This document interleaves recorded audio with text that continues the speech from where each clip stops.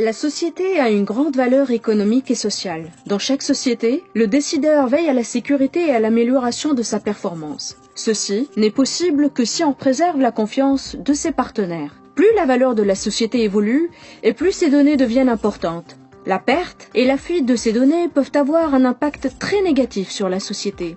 Le système de gestion de la sécurité de l'information se base sur la gestion des risques relatifs à la sécurité des données de la société pour mettre en place les règles appropriées pour réduire ces risques.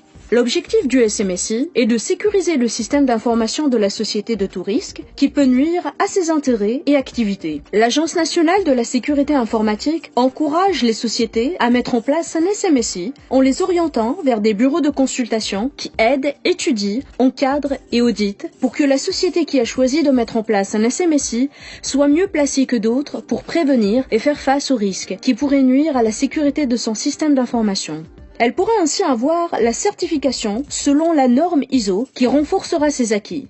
Monsieur X a choisi de mettre en place un SMSI à travers un plan bien structuré et opérationnel, tandis que Monsieur Y a préféré prendre d'exécuter des mesures de sécurité à sa manière, aléatoire et désordonnée. L'accès à la société de Monsieur X est organisé et contrôlé, tandis que l'accès à celle de Monsieur Y est anarchique. Chez la société de Monsieur X, il est difficile d'accéder au système d'information, il n'y a pas de risque de perte de données parce qu'elle a pris toutes les dispositions adéquates.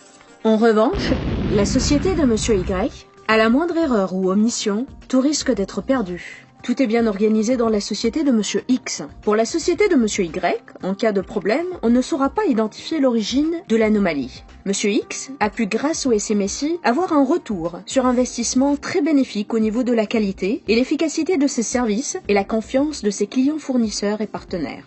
Quant à Monsieur Y, tout incident qui survient provoque des dépenses d'argent imprévues pour l'acquisition de solutions de sécurité. Mais malheureusement, la situation ne s'améliore pas. Après une certaine période, la société de Monsieur X s'est développée encore plus, et sa valeur sur le marché, ainsi que le nombre de ses clients, se sont accentués. Plus la société se développe, et plus les risques qu'elle peut encourir se multiplient.